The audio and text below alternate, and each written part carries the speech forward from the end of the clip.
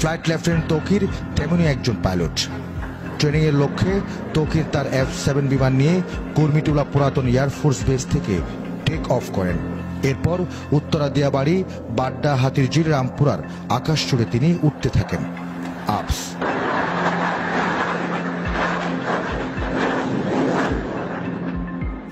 তবে কিছুক্ষণের মধ্যে তিনি বিমানে কিছু সমস্যা আঁচ করেন।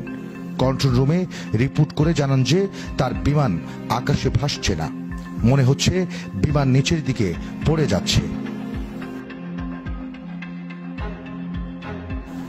কন্ট্রোল রুম থেকে তাৎক্ষণিক রেসপন্স করে ইজেক্ট করার জন্য জানানো হয়। ফ্লাইট লেফটেন্যান্ট তৌকির শেষ মুহূর্ত অবধি চেষ্টা করেছেন বিমান বাঁচানোর জন্য।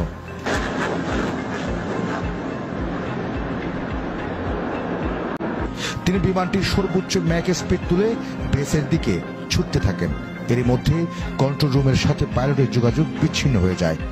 তার ঠিক 1 থেকে 1.5 মিনিটের মধ্যেই বিমানটি নিয়ন্ত্রণ হারিয়ে উত্তরা মাইলস্টোন স্কুলে বিধ্বস্ত হয়।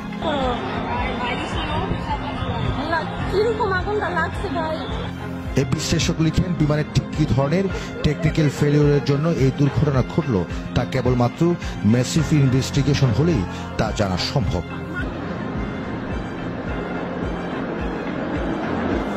প্রবাল নিউজ, কক্সবাজার।